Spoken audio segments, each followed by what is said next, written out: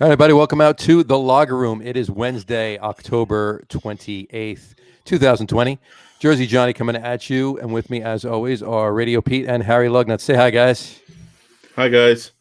Hello. Can you hear me okay? I can hear you okay. Can you hear me okay? I can hear you okay. That is a wonderful thing. Yes. We can hear each other. That is an important thing. That's good, because I think that's the only ones listening. Probably. At the moment, we are.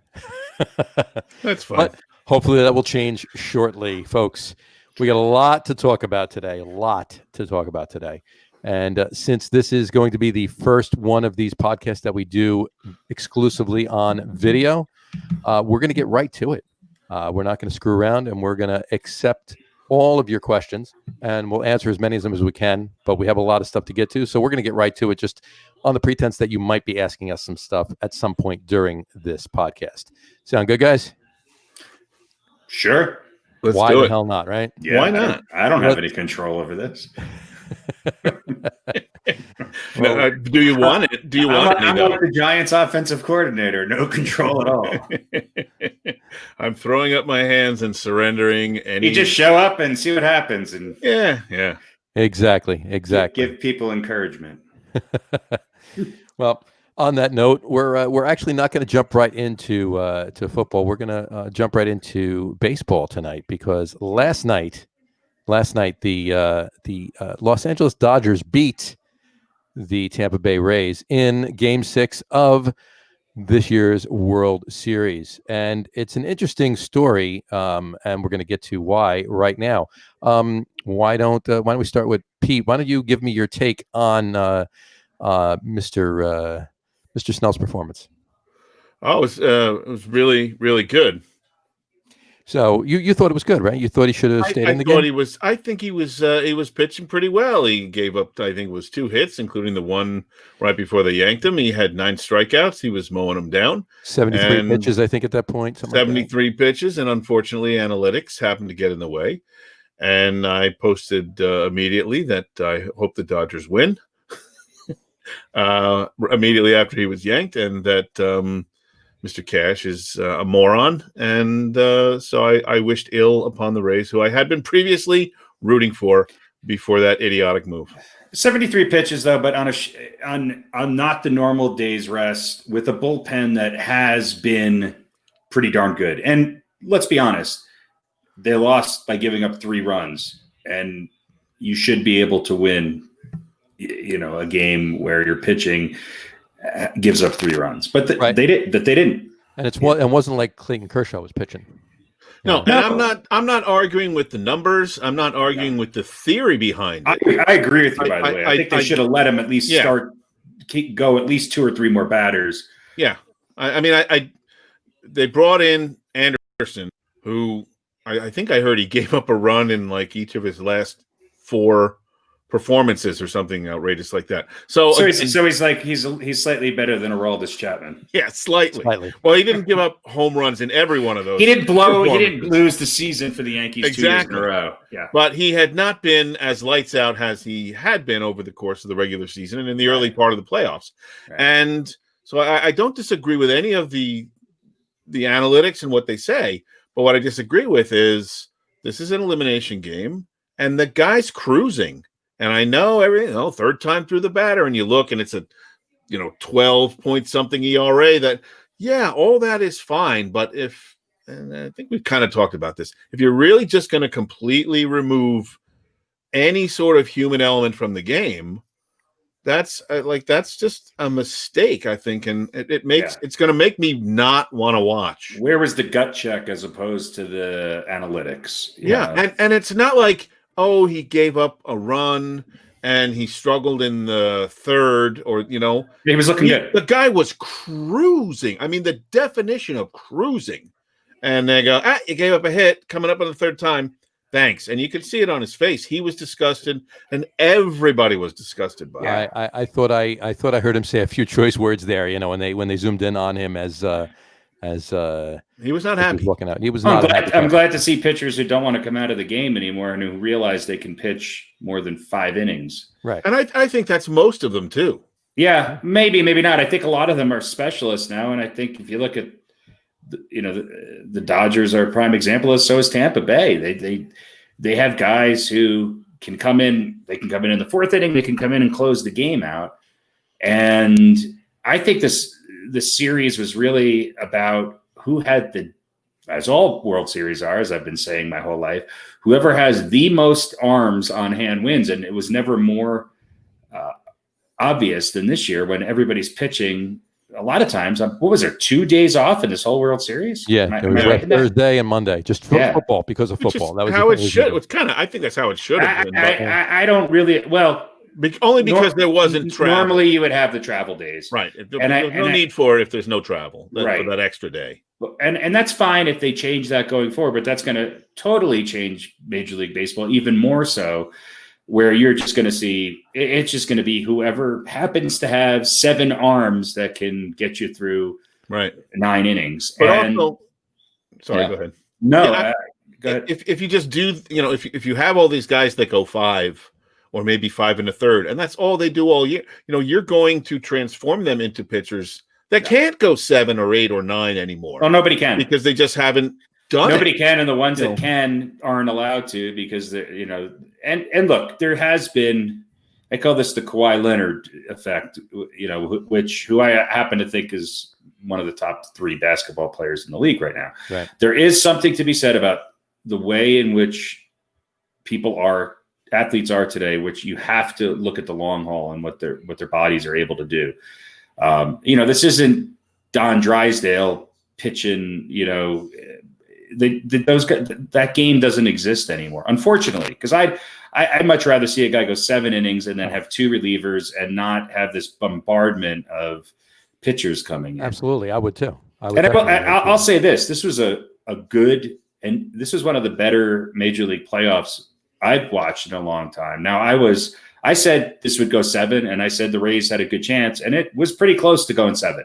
It was pretty close. Somebody else said it was going to go 6, though. But, yeah, and I think if the Rays just had a couple hits last night, they would have won that game, and we wouldn't be talking about pulling the pitcher. They just could not get guys on base to home plate. Look, it's not ultimately. So go ahead. I was going to say it's not a given that Blake Snell would have not given up those runs and that the Rays would have won the game. But I think that all in all, they stood a better chance of leaving him in the game than yanking him at that particular point. And hindsight's 20/20. What are you going to do? Yeah, and you can't argue with it because look, pitchers are dominating in the playoffs this year, with the exception that they give up a ton of home runs. That's what baseball has become. It's become there's not a lot of small ball. There's not a lot of pitching with the bases loaded. There's not a lot of even intentional walks. It's outs, a lot of three and out innings, and then bam, somebody launches one into the upper deck. It's just the way the game is.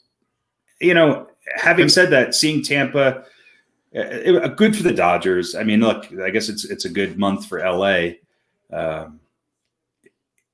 They had the best lineup, and Kershaw showed up and did what he was supposed to do, and they backed him up.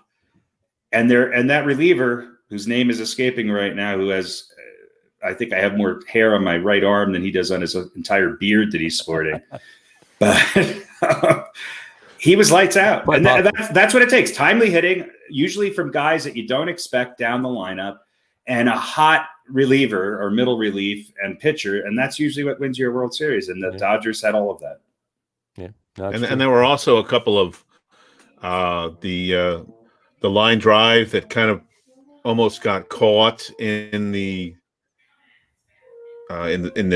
webbing or whatever it was protecting the stands. Had that kind of bounced out of fair into fair territory, that would have been probably one less space. You wouldn't have had a runner on third, and then you had the pass ball. Right. So there was kind of this comedy of this cascade of things falling apart. I can't remember what game it was, but the Rays were an inch away from catching that line drive that drove in. Wound up becoming the game-winning runs. It was a good series. The Dodgers were a better team. They should have. The Dodgers were a better team. Yeah, the Game 4 finish was, a cavalcade of errors there.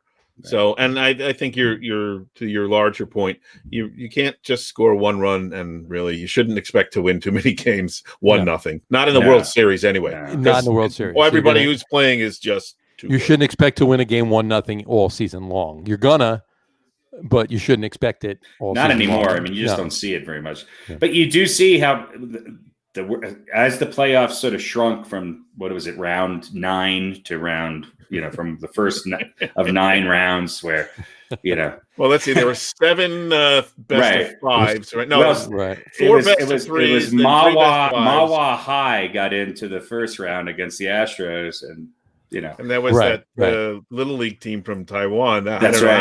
How they got Taiwan beat Tom's River West. Right. Yeah. And the Cuban Little League team actually had older players than the guys who were on the Dodgers. But right, exactly. Yeah, some of those guys were coaches from and the Rolando Molino All-Stars were in there from the minor leagues. Yeah, it was an interesting playoff. Right. Here's my ending comment on the World Series and on sports in general. If you're going to wear a mask, it has to go over your nose. You can't make it a chin diaper. So if you're not going to wear a mask, don't wear a mask. If you're going to wear it, put it over your nose. It just drives me nuts watching these guys with these chin diapers around their face for the whole game. It's just, I think that if it's anywhere on their face, it's all right. Well, I got it. It's here. It's like a balk, You could say it's better than nothing. But their chins stay clean. Yeah, they don't. They don't drool as much, I guess. I don't. It's defeating the purpose. That's for certain. It's just science aside, it's just ridiculous to look at. Science, I'm not going to get political. I'm not going to make it political. I'm just saying it's. Science has little to do with baseball. You're going to wear a bra to the beach. On that note, put it on you and not around your waist. Right. On that note, that science has little to do with baseball. I think that's our point specifically on this analytics question here. I mean, it's mathematics, but it's still a science, if you will. So, but and that comment we made before, that you should never expect to win a 1-0 game, even in the regular season. Just ask Jake DeGrom. He'll tell you all about that. He would have had 3 20-game seasons had the Mets been able to just score one run. If they scored 2, then forget it. Then he could have. They could have. Yeah, then they could have taken him out in the 8th inning every once in a while. Exactly. Analytics is a useful tool, but there's a human element to this game. And take the analytics and the human element, blend them together, shake it up, pour it out of the bag, and what comes out, that's what you do. Yeah. I mean, analytics is great for taking an Oakland A's team into second place every year. Yeah. It's not great for winning a World Series. And Aaron Boone's an analytic guy. Joe Torre went by his gut and asked Don Zimmer what he thought. I'm old school. I think the analytics are great. I don't mind checking with, the computer to see what things are going on. But 73 pitches in a game where you're going to be eliminated, and he's not going to pitch in Game 7 no matter what, because Game 7's the next day. Right. Exactly. And if you can get any length out of him, it saves the other guys. Because they're all tired because they all have thrown the day before, basically. So whatever. Hindsight is always 20/20. The Dodgers managed that series a lot better. He also had a lot more to work with. I mean, that Tampa Bay team sort of reminded me of a slightly less talented Kansas City Royals team from a couple years back when they won the World Series, where don't remind me. You're not going to see this team's going to probably be dismantled, and who knows if what's going to be left of it. It's one of these teams that just happened to peak and play really good ball this year. Right. And hopefully they stay together, because I actually think they're one of the more interesting teams in the league. Oh, they're definitely one of them. And they also got there by playing in an American League East, which granted was not as strong as it has been in years past, but they played the Yankees I don't know how many times this year, and they beat the crap out of them. Yeah. So it wasn't like they got there to the playoffs by playing in the NFC East in football. We have which, by the way, the Tampa Bay Rays are now officially in second place in the NFC East in football. And deservedly so. Yes. I think they stand a good shot this weekend, as a matter of fact. Yeah, I'm picking them. We'll get to that later in football. Right now, we just want to put this up. Beer Samurai from our beer podcast agrees with Pete. Baseball is human. And there he is. Thank right you, there. Samurai. Thank you. Okay. Do we want to talk? Oh, sorry. Do you want to talk about the mask? Well, I was just going to say before we get to the masks thing, because I do want to mention that. But so the Dodgers now have won 7 World Series. That's no small feat. That's no small feat. And 3 of the 7 were against the Yankees. Yeah. So they in the 70s and early 80s, the Dodgers and Yankees were constantly. And the Yankees won most of those. 3-2, I think. 3-2, 2-1. Well, they won. They won 77 and 78, and then the Dodgers won in 81. 81, yeah. And then both teams went into the hole for a long time. They just and the Dodgers came out of it first, and got back in 88 and beat the A's. But as a Met fan as I am, the Mets should have won that game, although they got shut out in Game 7. 6-0. As a Mets fan, you have to. I think Ron Darling was pulled way too realize early in that game, but there was an angel throwing darts at Bill Buckner, and they said, "Let's give these darn Mets fans a victory, please. Let's give them one." Yeah. Well, that's the 2 years that stand out in my mind still as a Met fan. That the Mets really should have had 2 other World Series was 88. Was that they would have handled the? They had a great team that year. They had a bet. The team was better that year than they were in '86 when they. Yeah, won. I agree. And Oral Hershiser was just on fire for the Dodgers, though. He won. He pitched in like 4 or 5 of the 7 games. He's one of the best World Series. He got a save in one of the games. He got a win in Game 7. Right. But whatchamacallit, 06 too. The Mets were a better team than the Cardinals in 06. And I'm not going to get into Beltran leaving the bat on his shoulders for Wainwright and all of that, but the Mets had a better team. Why wouldn't you get into that? That was I'm not going to get into it now. It's a Oh. seminal moment, but we'll get into that at another time. Again, though, with that Cardinals team, though, hot pitching. Oh, yeah, of course. Hot, timely pitching, too. Hot, timely pitching. Was Wainwright a rookie that year? Or if he wasn't a rookie, it was like, his like second year. I think it's his second year. Yeah. But he's still pitching, right? He's still pitching, yeah. Yeah. I think I had him on a fantasy team one of the years I won in my company's league. One year I took it might have been. I had Loudon Wainwright. I had Loudon Wainwright the third. Loudon Wainwright. He's pretty good. Sure, for a guy named Loudon. Because this show doesn't have enough obscure references. We'll throw in Loudon Wainwright. Well, that's our tag. The locker room, obscure references. More obscure than a Dennis Miller routine. Exactly. Yeah. He calls us for references, which is in itself an obscure reference, right? At this point, of course. Well, I haven't. That would require me to be part of the world for the last 15 years. Exactly. All right. So let me ask this, because I saw this question today on one of the interwebs. I think they're talking about the Dodgers and saying, okay, well, they finally won a World Series and they've been stymied in that, but whatever it is, 7 straight division championships and this and that. Are they a dynasty, despite the fact that now they've only won the 1 World Series? Have they just been so good that we would consider them a dynasty? Are the Bills a dynasty? The Buffalo Bills a dynasty? Were the Denver Broncos a dynasty back in the 80s? Were the Minnesota Vikings a dynasty? No. I think you got to win. You have to win it all to be a dynasty? Yeah, I think so. I think so too. Or at least win the majority. If they win 2 out of the next 3 World Series, or 1 out of the next 2, and they're 2 out of 3, then they're a mini dynasty. Yeah. But I would put that in it. I mean, it's kind of a weird. I mean, why do you have to use the word mini? But yeah, I would say that. I mean, the Bills. Well, I put mini because this season was 60 games. But I mean, let's face it, I can still look at the Bills as a dynasty. I mean, who's ever gotten to 4 Super Bowls in a row? I mean, it's the only team that has. Yeah. And so they were good. Obviously, they were good enough to get to the Super Bowl. They just didn't do the right things in the Super Bowl to win any of those games. And by all means, for all intents and purposes, they should have won the first Super Bowl. They should have beaten the Giants. But would they still be a dynasty? When I think of dynasties, I think of the Celtics. I think of the Celtics. Yeah, multiple times. You're right. Look, the Knicks won 2 NBA championships within 3 or 4 years. 69, 71. Yeah. I don't consider them a dynasty, but I think the bar was higher back then. The Montreal Canadiens were a dynasty. The Yankees were a dynasty in the 50s, and Islanders in the 80s. The Islanders in the 80s. The Edmonton Oilers in the late 80s. In the mid 80s. Mid and late. Yeah. You've got to kind of at least you either got to win. The 80s was dominated by the Islanders and the Oilers. Yeah, you got to win a couple in a row. Right. You either got to win a couple in a row, or 3 in 5 or 6 years or something like that. Right.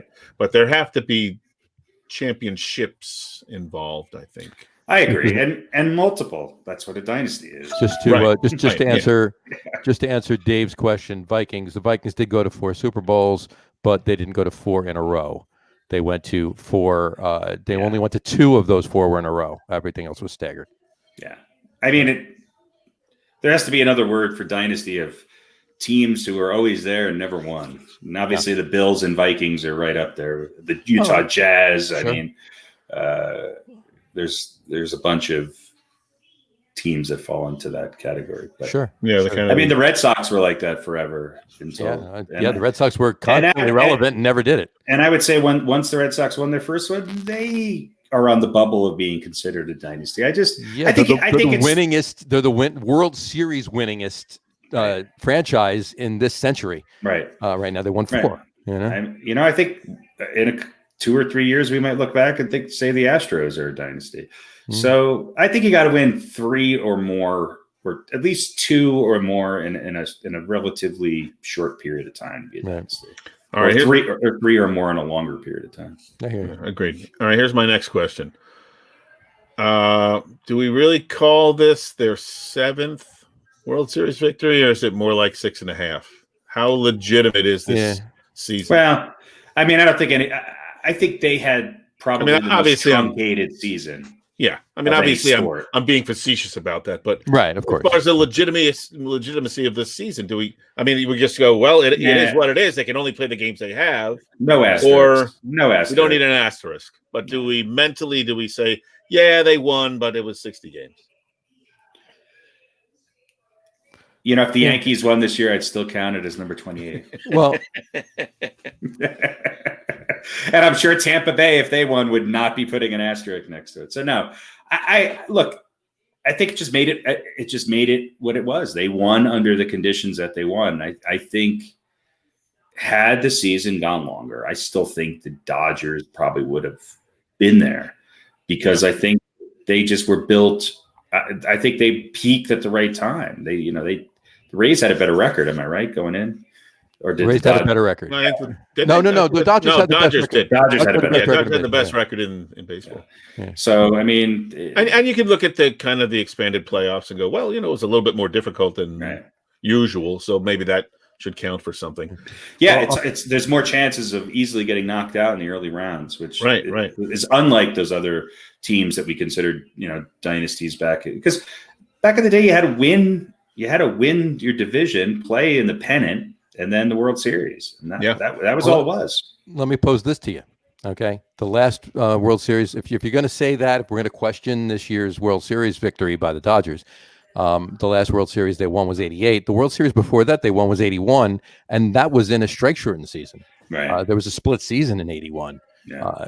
And the playoffs were all fluky in that year. And, it wasn't 162 games. They didn't play that. They played games in the beginning of the season. Then they were off for a month and a half, 2 months, something like that. And then they played more games. So, not exactly, they played more games, but they played more games than this. They played more games than this, but they didn't play. I think they played 100 games.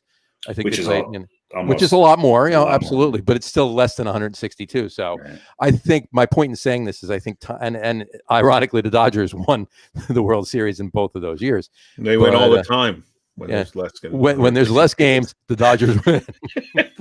That's They're the laziest champs ever.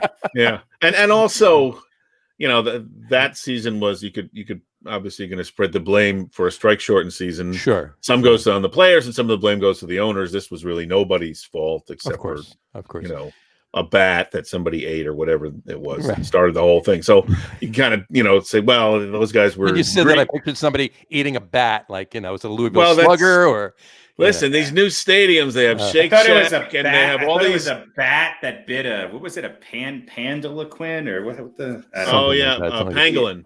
Pangolin. And then somebody ate the pangolin. Yeah, I thought a pangolin was like a pansexual that ate the pangolin. penguin. Ate the pangolin. I don't know. They got to stop serving this international cuisine at these new ballparks. That's right. It's like, I want a hot dog, or they got fried pangolin. Pangolin. Do they have that? Do they have the pangolin? It's a pangolin dog, like a corn pangolin. Pangolin at the Panda Express. Right. Well, I just imagine like the guy coming around, right, with the old silver card. Right. Hey, pangolin here. Got your pangolin here. Give me 2. Pangolin here. Yeah. That was good with beer. Which kind of my point in saying this is that in time, like everybody was talking about that, and obviously we were all younger then, but I mean we were old enough to remember this in '81. But everybody was talking about the fact, okay, well, are the Dodgers going to be really looked at as a World Series champion because of this strike shortened season and all this? Blah blah blah. Blah. I was never thinking of that. I just knew the Yankees lost and was pissed. That's all. You were, I know. You were more pissed than I was. But in any event, in time, that went away. That went away. Right. It fell by the wayside, and the Dodgers won an '81 World Series, and it moved on to the next. So I think the same thing's going to happen here. It's going to be talked about, and everybody's going to be talking about it. Are the Dodgers really a champion? Are the Dodgers really a champion? No one's going to say no, and eventually they're going to stop asking that question, and the Dodgers are just going to be the World Series champion from 2020. And that's really what I think. That's what's going to boil down. I don't think in 5th grade you were sitting back going, "Hey, I really think this strike shortened season is going to put an asterisk next to this Dodgers championship." I was. And you probably were. I was. Yeah. That's now that you think let of me correct myself. You remember back that far. I was two probably things I know. Number 1, the Dodgers are not the champions because of the strike, and number 2. Tony Danza is a hell of an actor. That's right. Yeah, exactly. Yeah. Now pass me my chocolate milk. Yeah, I'll have my chocolate. It was fried bologna. Which maybe brings us to fried bologna and a Twinkie chaser. Well, you know what? If we're going to talk about fried bologna, we should probably switch gears and go down to football. Yes. All right. Well, just quickly, the face mask. Yes. I'll just say this. I'll just say this. To me, that was kind of a microcosm of sort of the attitude of much of this country, that there are a lot of other things that are more important than being safe. And I certainly have no ill will towards Justin Turner or anybody. A really weird situation having to pull a guy out of a game. But I mean, he's got a virus that's really contagious, and maybe that should be more important. I feel terrible for him. He's a warrior on that team. He's been there for years now, right? Since 2014, I think. 2014, and the maybe the guy Andy Alderson kind of ejected him and sent him on his way. One of the guys you maybe feel happiest for. He's finally getting his. But he's also running around potentially getting people sick with a deadly virus. And like I said, it's just kind of says, okay, well, we've got priorities here. Right. And then certain comments, I don't know if we could have stopped him from coming out. Well, you should have thought about it. He should have stopped himself. But it is what it is. Hopefully nobody gets sick and dies. Well, that's and no one and then no one will learn a lesson about it anyway. And maybe if these people that were coming in closer contact with people that are wearing the chin diapers would think twice and put them over their nose, then things would be a little bit different. Right. And the other thing is, everybody involved there should now be quarantined. Every one of his teammates, everybody on the staff, the entire other team, anyone that he came in contact with should now be quarantined. And I guarantee they won't. No. Because half of them just lost the World Series and the other half just won it. Or he can hold a rally in Pennsylvania. Right. Let's get to the White House now within the next 2 weeks. I heard they just changed the campaign manager, so he could be that. You know? He could be campaign manager. Let's bring the Dodgers over right away. It's the most positive White House ever. Oh my God! All right. Well done, sir. Well done. Well done. On that note, let's switch gears to football. I just want to say for only because he's obviously trolling us right now, but Mr. Samurai Dave, he said, not for nothing, every team was subjected to the same elements. They won. Get over it. That's his take on the Dodgers. I think we all agree with you. Yeah, we do. Yeah. I was merely asking the question. I think they were. I think he was telling you to get over it. I was thinking he was just telling everybody that was asking. Right. Potentially ask the question. Yeah, like they're right. We got bigger fish to fry than exactly. Whether the Dodgers are legitimate champions. I mean, the Dodgers had a lot of pressure on them because they were kind of the best team for a few years there and just couldn't win it. Yeah, no, they were. They definitely were. But all right. So congrats to damn Dodgers. Congrats to the Dodgers. Brooklyn's original own, now LA. 2 championships for LA in the same year, and who knows? We're going to get to football now, and we're going to talk about the Monday night game, which involved LA in a little bit. But we're going to start with the Giants. We're going to start with the Giants, and we're not going to talk.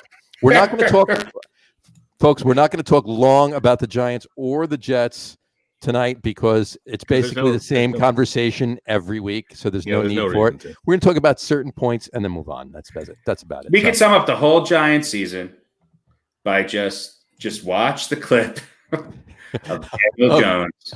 That sums up the Giants. It sums up 2020. It sums up the entire world in one play. Yes, it does. There you go. I wish I'll post it. There was a meme I found. It was Daniel Jones's sister was spotted at a movie theater, and there was this woman that was running with popcorn and fell.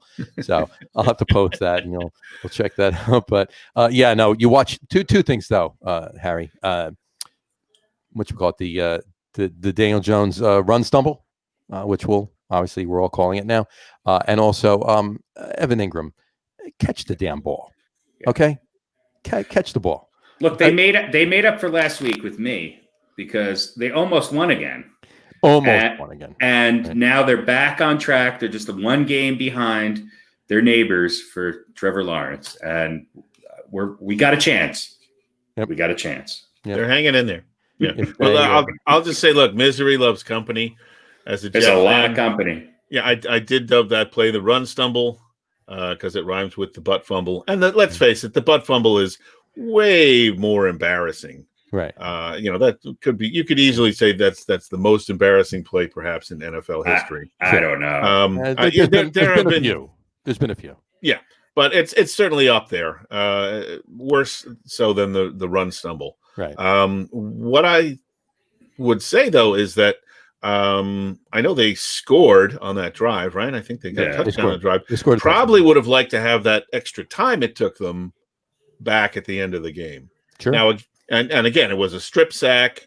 So you go, well, it wouldn't have mattered. But maybe they would have called the first couple of plays a little bit different if they had I don't know how much longer. I don't know how much longer it took them to get into the end zone. Another minute or something, maybe a minute and a half. I don't know. It was a little while. It was a measurable minute. I don't think it was quite a minute or. Well, they had to stop laughing. They would have had at least another 30, 45 seconds. But yeah, so maybe it would have run. There wouldn't have been as much laughing. You can't play football while you're laughing. No, so maybe they would have. There's no crying in baseball. There's no laughing in football. Run a couple of different plays with a little bit more time there at the end. But again, it was. So I'll kind of ask a variation of the question I had last week.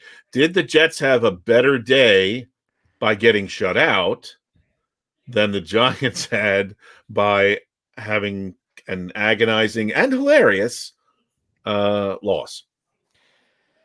Well, the Jets got shut out the week before. So we're talking about... yeah. So, I mean, right. I knew what you meant, though. Yeah, you know what I mean. I knew you meant. Looking good in the first half and then getting shut out in the second half and looking terrible. Right. Well, I think that the Giants actually came out winners this week because they both lost, and the Giants actually looked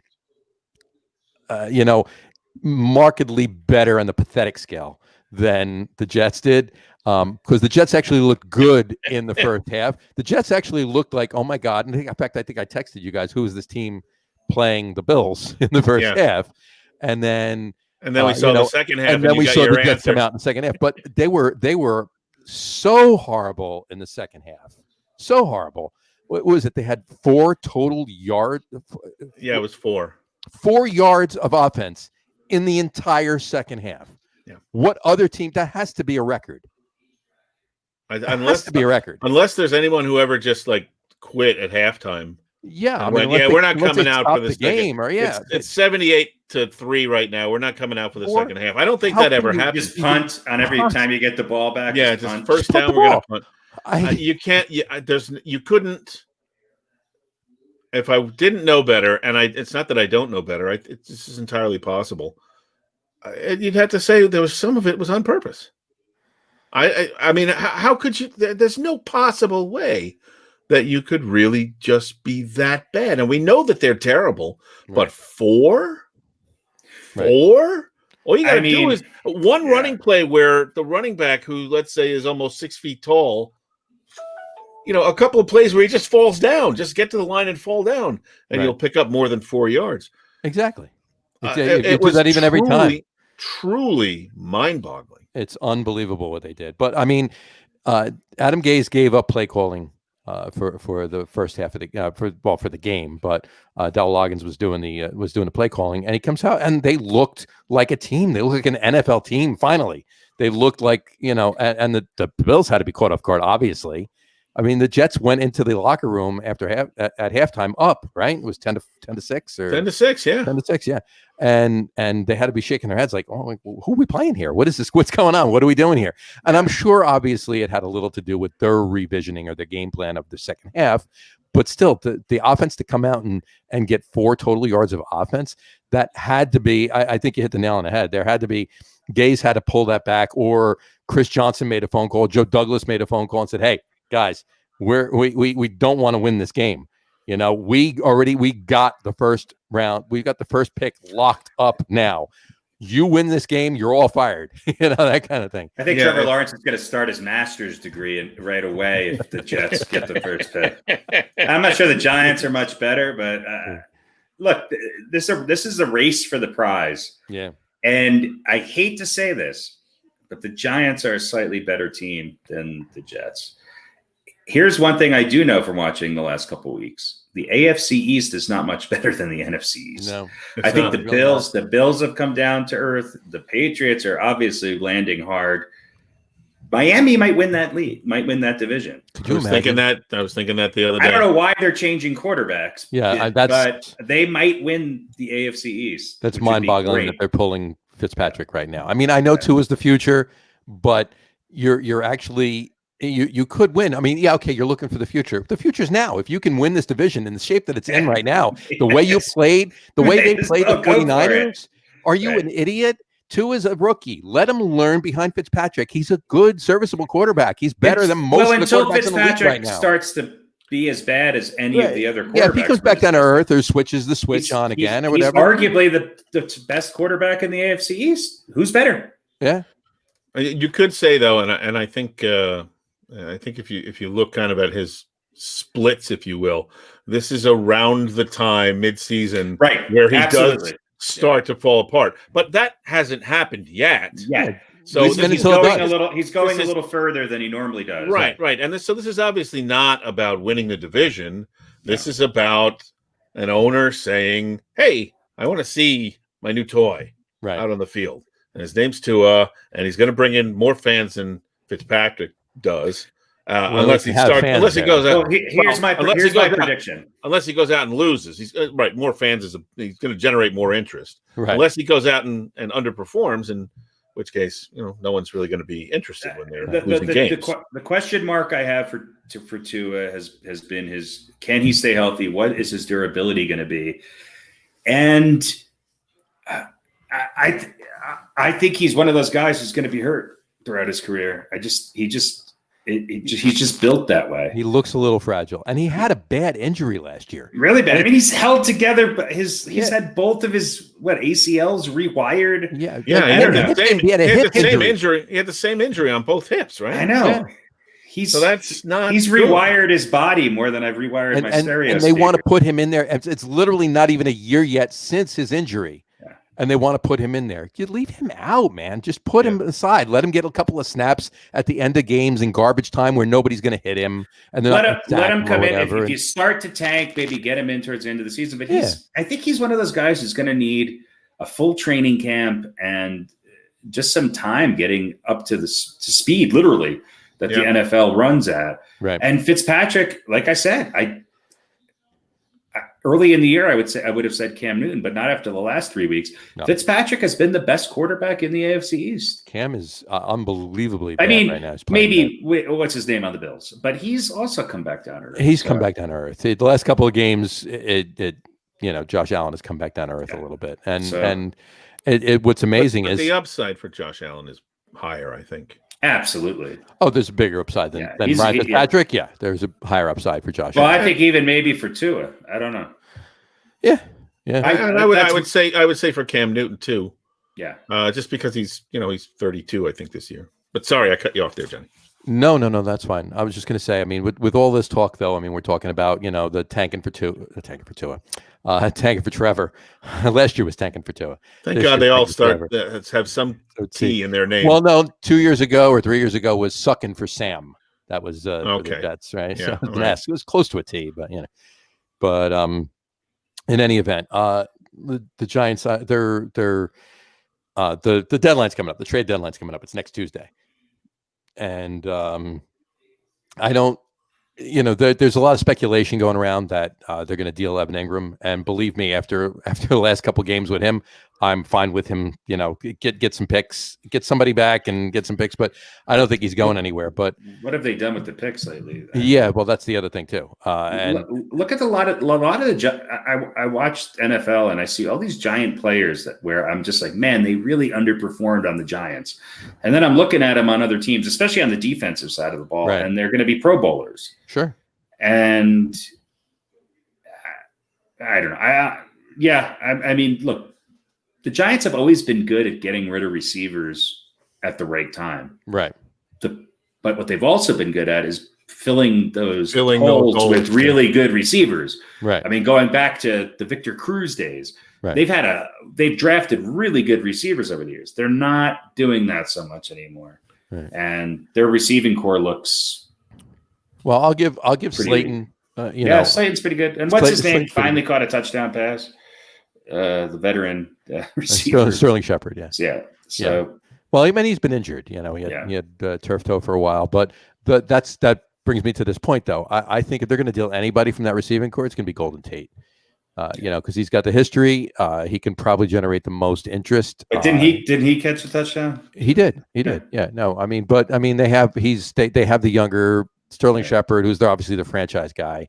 They got Darius Slayton, who's only his second year, so he's got another 3 years before any big payday or whatever. And Golden Tate has a bigger contract. So if they're going to look to deal somebody, and I'm not saying they're going to, but if they're going to look to deal somebody, I would think it's going to be Tate before anybody else. Well, Tate, if I was any team in contention that was a little, he'll probably wind up going to Kansas City and catching 2 touchdowns. Yeah, why not?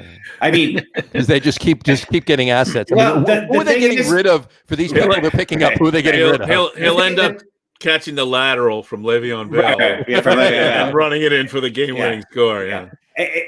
The thing is that these guys who get into the middle or end of their career, they're really good second and third options. They're one of the best, and that's what you need come playoff time.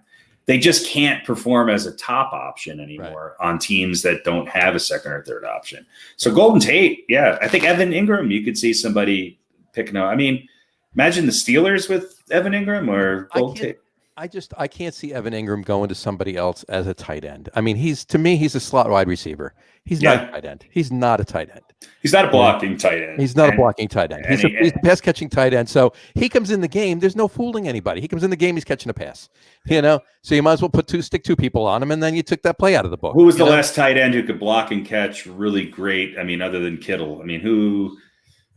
Kelsey, is he a great blocker? Do you really think he's going to be in there to block? But Kelsey Not can really. block. I'm saying, probably not. Right. Kelsey's getting 95% of the throws. He's getting, if it's either going to Tyreek Hill or it's going to Travis Kelsey. Yeah. So those are the two targets. Right. Yeah. You know, unless they're checkdowns to the backs. But yeah, no. But Kelsey can block. Evan Ingram can't block. No. Evan Ingram's not blocking anybody. Neither could anybody else that's linemen lined up on the offensive line of the Giants. Well, this is true. This is true. But it's not for a lack of technique. It's for a lack of size, you know, and skill. Yeah. Well, I mean, yeah, that's what I'm saying. The other people, it's a lack of technique. One side has better technique and skill than the other side. This is true. This is true. And speaking of that too, the Georgia, one of the Georgia coaches, I guess maybe it's the offensive coach or the line coach or whatever. He mentioned, was it Ralph Acciano? I think wrote an article on SNY.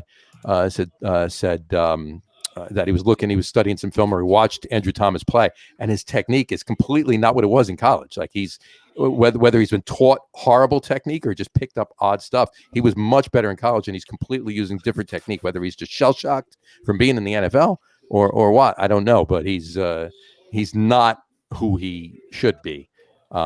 And that tells a lot. And sometimes you do have to adjust, because in college you're run blocking a hell of a lot more than you're pass blocking, and you're also going up against a much different defensive, type of talent. Yeah, and speed and size and sure. There's a drop in, or I should say, when you get to the big leagues, there's a huge uptick in the talent level. Huge uptick of everybody on the field, not just the guy that you're facing on. Well, within 12 seconds too, on an offensive line, there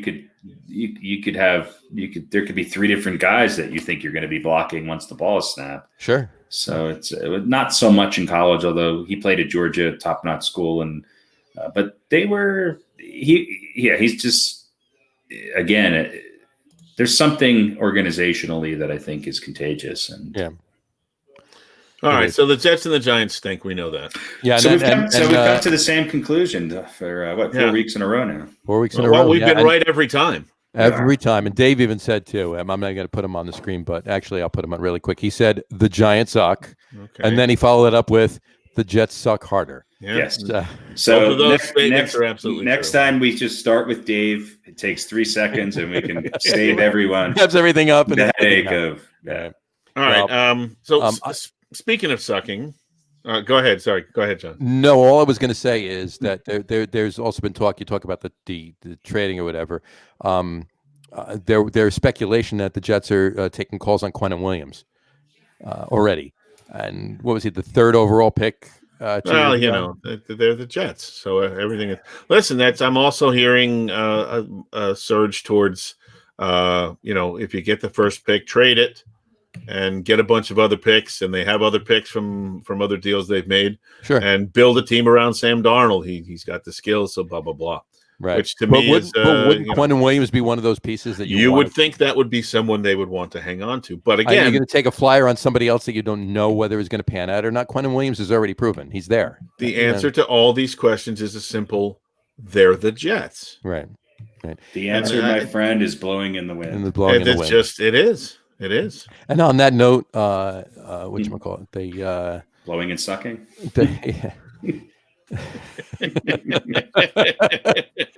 We'll leave that alone. I just got one thing for both the Giants and the Jets right here. There we go. Yeah. That's way too. It's way too happy. One day you'll get this. So that means you still suck, but at least you're getting better. But right now, it's the sad one. Yeah, that's almost a too happy of a face, I think. Exactly. That thing should be crying or screaming. I hope the Giants. I mean, God, I hope the Giants can just squeak out enough to get that first pick. So what if they're tied? How do you pick the first pick if you're tied with 1 win each? Division wins, revolvers at 10 paces. That'd be great. Can it be? Please, can I nominate Daniel Jones? I think both quarterbacks should be shooting muskets. And whoever gets shot gets bring over to West New York. Yeah, are we walking over where Aaron Burr and knowing the accuracy of both, it'll take 6 shots easy. And they gotta to get the gun reload. loaded, They're gonna need semi-automatic weapons. They're gonna clean the barrel, put the powder in, put the ball in, tamp it down. Let's hope Daniel Jones doesn't trip with the gun in his hand. Oh man! Well, you know what? All of these are very, very, very important points to be made. This is not stuff you let hear let us preface that we do not wish violence in reality Not on at anyone. all. This is called satire and humor, or at least an attempt at it. So for all of you under the age of 40 who don't understand that, then yes, look up on Wikipedia the definition of satire. it's probably changed by now. It probably doesn't mean the same thing it used to. Well, I'm gonna put your guys' pictures of all of us on there. I'll edit that page. Satire, just be Satire. Sad satire. Exactly. Speaking of tripping, how much can the Falcons do to cement themselves as the worstest Oh my God! choking? And I don't even really want to blame Todd Gurley. I blame Todd Gurley. It is his fault, but he knew what he was supposed to do. He knew what he was supposed to. He did that before on the Rams. Right, he has, but he was put in a very difficult position, and he just, I think the momentum just carried him a little too far. Yes, he blew it, but I can't put it all on him. Like, just, you're going to kick the field goal. Why don't you just kneel down? 10 years Why ago. even hand off the ball? Why even hand off? No, but 10 years ago, Take a knee, you run the time. you score, and then your defense stops the other team. Right, right. I disagree with the strategy. What? Why can any NFL team score on any other NFL team when there's less than 2 minutes left? Why is that? Less than 2. It's a minute 4. Yeah, less than a minute. Now it's just like, hey, give me the ball with 6 seconds left at my own 6. And we're not talking. We're not talking. It wasn't Russell Wilson and the Seahawks, which we'll get into in a second. No. It was. Now Matt Stafford is a great quarterback. I'm sorry, he's a really good quarterback. He's just on a shitty team, but he's. It's not like it was the Seahawks. It was the Lions. It was the Lions. Granted, they were playing the Falcons, but it was the Lions. They should be able. The Falcons defense. Whatever state the Falcons organization is in right now, the Falcons defense should be able to hold off the Detroit Lions offense for 1 minute and 4 seconds. And obviously it sends the message that their coach doesn't think that's a likely possibility. Yeah. Right. And so if the touchdown by Gurley was a mistake and you don't have any faith in your defense, then kick the ball back off and let him score on the kickoff. Right. And then get the ball back. Right. I mean, it doesn't. That makes more sense to me than the logic of.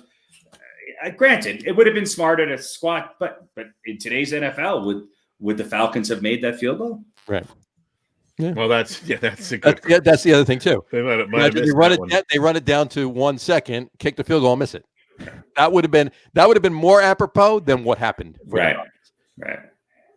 So, but let's see other chokers. I feel bad for the Bengals. I know Joe Burrow. Look, that's twice that they should have beat Cleveland in my estimation this year. Again, he did his job, and then you just can't stop another team at the end of the game. Yeah, I mean Mayfield had a good game. He had a bounce back game. The Browns are kind of a conundrum. I don't really know what to think of them, but at times they can put up points. Yeah. And without OBJ apparently. Yeah. So. Yeah, well, we'll see if that holds up for the rest of the season. Oh, wasn't he out from the beginning of the game too, though? Yeah. I mean that's too bad. I mean that's his second major injury he's had, and I broke an ankle and now an ACL, or he's had an ACL before. No, he hasn't an ACL before. I don't think so. No, just the one ACL on the ankle when he was on the Giants. But yeah, I agree. The Bengals should have won both of those games, and not the Browns. But hey, you know what? The Browns are 5-2. That's hard to believe. Yeah, and this was just a week for that sort of thing. I mean, you had the Saints and the Panthers. That was a 3-point game. You had the Cardinals beating the Seahawks. That was ridiculous. You had the Steelers getting a win against the Titans, which you could kind of say, well, they really didn't. They almost pulled the Atlanta Falcons. They almost did. Yeah. But at least really smart enough to be able to hold on. Yeah, but crazy week as far as it's a very crazy week. Why? I want to go back to Harry. Why is it ridiculous? Who is it ridiculous for? Was it ridiculous that the Cardinals played above their means, or that that Russell Wilson actually got overcooked at the end of that game. Yeah, that's so. I just felt like that was everything went the Cardinals' way to get back into that game and win it. It did. Yeah, it did. I mean, but I don't think it was like there was any bad calls or anything like that. It just it fell the right way. It seems like every NFL game comes down to this now, where it's just I don't know. I feel like it's too easy to score at the end of the game. They don't let them play defense enough. I feel like. Yeah, I think you hit the nail on the head there, Harry. That's exactly what it is. They've taken so much of the game out of the defense's hands that the end of the game means it's not the same as it was 40 years ago. I mean, no, 30 years ago. If Dan Fouts and Dan Marino were playing with these rules, the Chargers and Dolphins would have averaged 73 points a game. Yeah. And you could say, maybe the coach doesn't have confidence in the defense. He may have confidence in the defense, but because they've been hampered so much, it's really difficult to make a defensive stand. With one hand behind your back, if you're a defensive back or a safety, unless you're playing the Giants or the Jets or the Cowboys. Yeah, you've got to be playing against kind of a crappy offense to like basketball now. No, it's not as bad. Look, yeah. 90s. No, there are still a few basketball teams that play defense. Yeah. Very rarely, though. I would say basketball's still worse. I'll take the 90s basketball rules, put that back, and then let whatever Lester Hayes did, let that be legal again on the defensive side, and we'll have some good football. Bring back Stickum. That's right. That's what we really need. Well, they don't need the receivers in football don't need any stick. I mean, have you seen the gloves? I mean, well, these guys are pretty amazing too. They can catch anything with one hand. Lester Hayes used to catch it they would stick to the back of his helmet. Yeah, he would just kind of go like this. Put those gloves on, you go like this. Minus the stickum. What I mean is that the ability to sort of just play defense, and same thing on the offensive side. Let the offense. It is impossible to be an offensive lineman in the NFL. You can call holding or some sort of infraction on any play. It is impossible to block these guys by the letter of the rules. So just let them play unless it's really egregious and it's impacting the play. Like you just see a guy tackling somebody and the runner's coming right past them. Right. Stop. And I actually think the NFL's done a little bit of a better job. Doesn't seem to be as many flags this year as in the past couple of years. But I just let the game be a little bit more physical, not dangerous. I agree with the hits on the quarterback and all that, but let them play defense and let them block and let them play, period. Let them play. I totally agree with you. The one thing, and I agree with you that there have been a little bit downtick, if you will, less flags this year. But what I have seen is really quick whistles. Yeah. A running back gets hit. The first hit or whatever, his feet are still moving. The refs are blowing the whistle to play dead. I understand that to some degree. But yeah, let him get down. Yeah, I mean, if he hasn't moved in 3 seconds, blow the whistle. But I mean, they're hitting that whistle the instant he stops, and his legs are still churning. They're hitting that whistle, and that's a safety thing because those guys get it. When you got 6 guys around your leg, I get it. But you're right. I've noticed that too. Yeah, and then I mean, you take that and you combine that with, no helmet to helmet.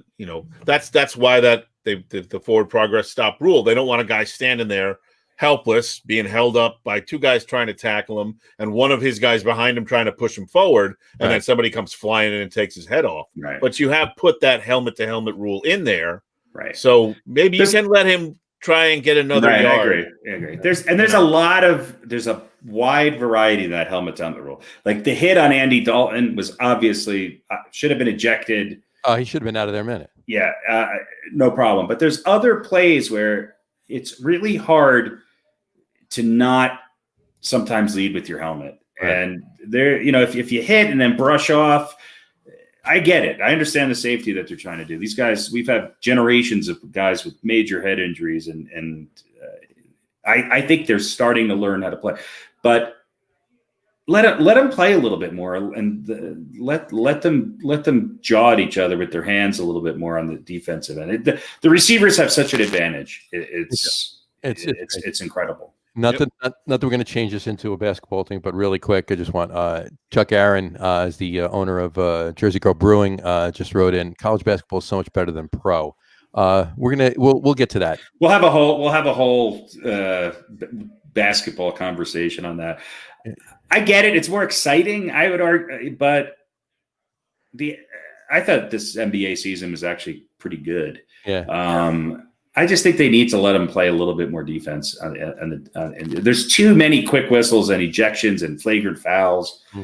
It doesn't all have to be Charles Oakley against, the Davis brothers back in the 90s, but that was better basketball. I'll take Jordan against the Pistons or Jordan against the Knicks or even the 80s when you watch Bird. You just don't like Jordan.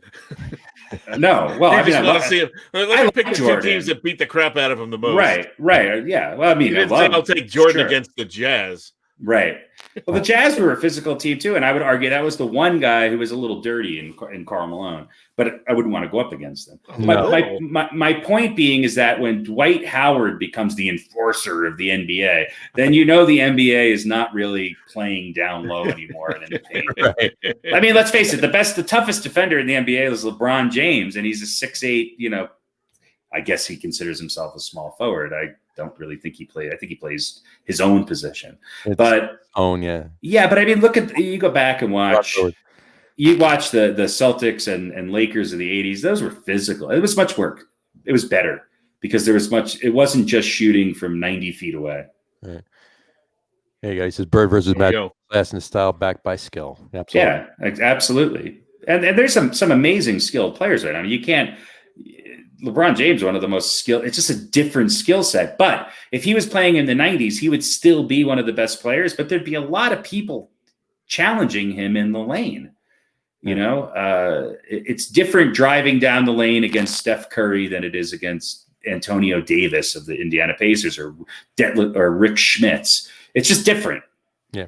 And I'm not saying he wouldn't dominate. He would, but he would be thinking about it a little bit more. He would be paying a little bit of a different. There wouldn't be matadors greeting him in the lane. It's just like, go ahead, LeBron. Yeah. If once LeBron gets ahead of steam and gets into the lane, people just move out of the way. Yeah, they do.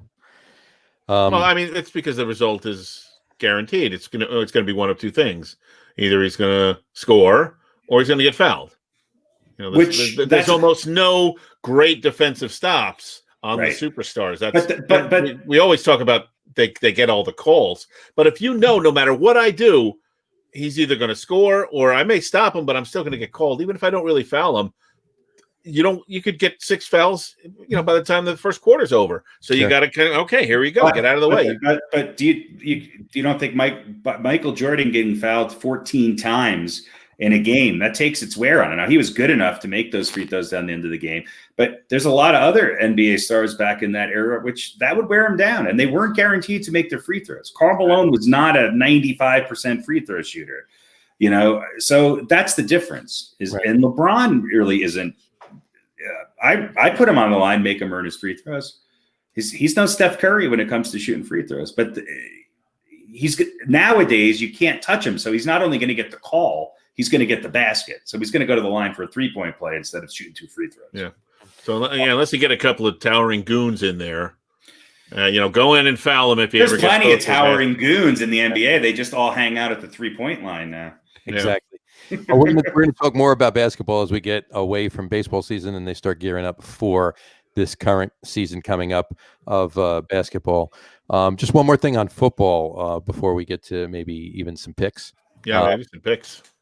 Just one other thing. The Bucks. We picked the Bucks Raiders last week, and it wound up being a 4:00 game too, which was that was a little confusing for me because I wasn't looking at the pick sheet. That was and then is it the Seahawks and Cardinals played at night? Seahawks and Cardinals played at night. Yeah. I watched that, and then I kind of looked at the pick sheet, and I went, Did I just really screw this up when we were doing our? I'm all right with that. I think we should pick the more interesting games. Maybe we shouldn't pick the Giants and Jets anymore.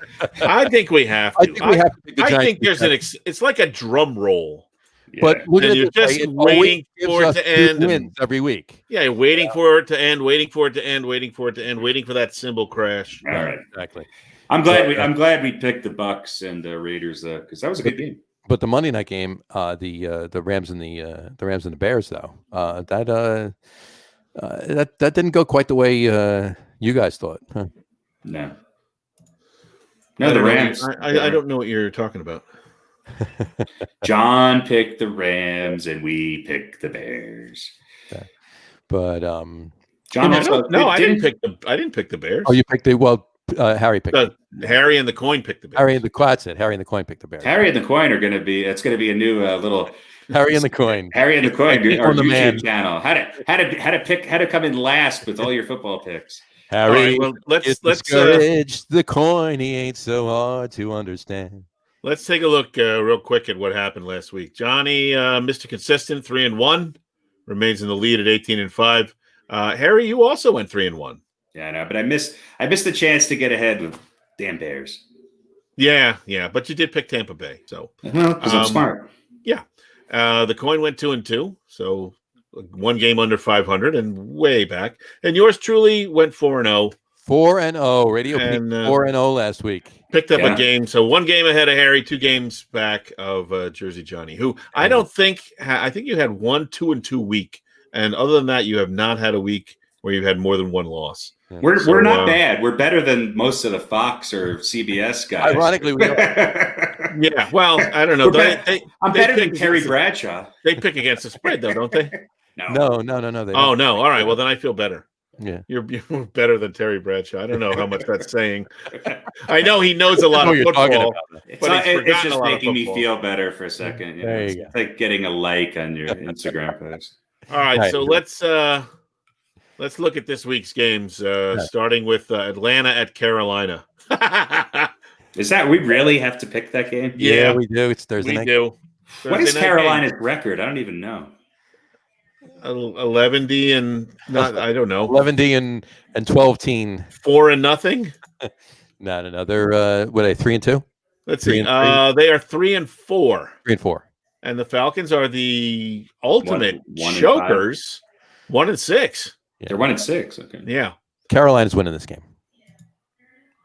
Carolina's winning this game. All right, John likes Carolina. I don't like either, but I'll pick Carolina. I don't like Carolina by any means, but they're winning the game. I'm going to pick Atlanta just for the heck of it. I thought about it.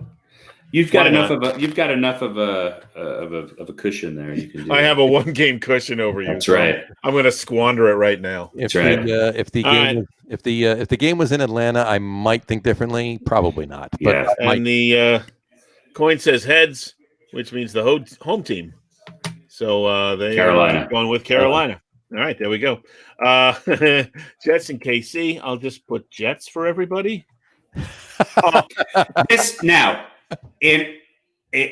If you're going to just go with what 2020 has always delivered, you should all pick the Jets. Then look, if the Jets win, I'm picking Kansas City. But if the Jets win this game, it'll make my year. If we pick maybe we should just alternate weeks. Right. Picking the Jets. Right. And see, like, it'll be like a roulette thing. One of us maybe will, if they do win a game, one of us will pick up that game. So that's maybe something we'll I think that Kansas City could win this game and could be sitting their starters in the second half. I absolutely agree with that. I don't think you will see Pat Mahomes playing in the fourth quarter. No. You're generous. You guys you might are generous. See Pat Morita playing quarterback for the Chiefs. You're generous. They might be sitting out like the last 5 minutes of the second quarter. Yeah. All right. Coin says heads. So they like KC. Coin likes KC as well. The coin is learning. The coin's coming on. Losing. Well, it's older than it was last week. So the coin's right on my ass. Yeah. That's right. Losing with the Jets like the last 2 weeks is getting wise. All right, Dallas versus Philly. Philly's anybody? I mean, Dallas just looks horrible. Yeah, they lost to a football team. They have nothing. Philly's winning. I agree, Philly. Man. All right, my 2 teams are the Jets and the Cowboys, and I Just I can't you even. usually have the Cowboys to pull you out of the gutter with the Jets. So. I mean, I if it ends in a tie, I'll be happy. All right, I gotta go Philly. I don't have faith in Dallas. I just don't. Philly's Sorry. All right, let's see what the Coiny says. Coiny says tails. Coin like you do realize that Philadelphia Eagles had to really have some good luck go their way to beat the Giants. Right. But as bad as the Giants are, I think Dallas is right there. Yeah. Well, they got pretty stomped by the football team. Who's playing quarterback this week for Dallas? Tony Romo. Romo is a good quarterback. They suit up. It's not the playoffs, so they'll be fine. Roger Staubach came back. He's going to play one. All right. And game 4, we only have 4 this week. Monday night, the Bucks and the Giants. Tom Brady against the Giants once again. 2020 was ever to write a script. I'm going to take this. I'm going to take this first. The Giants are home. Okay, let's think about these things. The Giants are home. Joe Judge knows Tom Brady. Okay. It is an NFC battle, but Joe Judge knows Tom Brady, and so does a number of the other coaches on Joe Judge's coaching staff. So with all of that factored together, I'm taking the Bucks. I put the T for Tampa there. I am also going to take the Bucks, as I seem to remember Tom Brady. There were a couple of games he lost to the Giants. Big games. They weren't anywhere near as small as this game is. No, but he's not. He's the kind of guy who's going to want revenge. When he lost to the Giants had Eli Manning in his prime with receivers and Michael Strahan playing defense and an offensive line and Chris Snee and O'Hara, David Gill, and Plexico Burress. Yeah, I'll put you down for Tampa then, Harry. Yeah, well, I've been the Tampa guy all year long. I think they're going to Super Bowl. I hope they continue to. I hope they steamroll the Giants, and we get closer to Trevor Lawrence. Yeah, I got to be honest with you. After the way they played the Packers 2 weeks ago, and the way that the Seahawks played the Cardinals this past week, I'm kind of leaning towards you, Harry. Yeah, that definitely gives more credence to that theory. Okay. All right, let's see what old Mr. Quarter says. Quarter says tails. So that would be Tampa. That would be Tampa. So we are all in agreement on 3 out of the 4 picks. The coin's not taking many chances this week. Well, the coin, Cowboys. That's it. The coin went 4-0 or something, and then went 2-2, and so they're getting smart. Right. The coin is learning. Even a coin could be 500 if you just don't think about your picks. The artificial intelligence, the opposite of that. There you go. Inanimate object intelligence. Exactly. All right. Well, that brings us to this week's top 10 list. No. Why don't you tell us about this week's top 10 list there, Mr. Radio Pete? I think we're sort of following a theme here of lousy teams, great players on lousy teams. Well, and currently lousy teams. Currently lousy teams. You're right. You're right. We've got to put that metaphor. We're picking players from better eras. We're disgusted with which happen to be our favorite teams, and so we need something good. So we're going to look back at great players from the Giants last week, and this week the New York Football Jets. New York Football Jets. And I'm kicking it off with number 10. Is that correct? I'm going to defer. I don't have the list in front of me, so I'm going to let you guys do the talking on this, and I'll chime in. Oh, okay. Very quickly, because I haven't done my research. I don't want to hold things up. Well, listen, this list is going to be something of an example of what happens when you put me sort of in charge of things. You get weird results. It's a good list. So here's number 10, a guy named Jim Turner, and you go, what a kicker! Why would you? He was great. He was great. 2-time AFL All-Star. Of course, part of the I forget which year it was. Oh, the Super Bowl that they won. And that 1968 season was a great season for him. He had 34 field goals and 145 points, which were both NFL records at the time.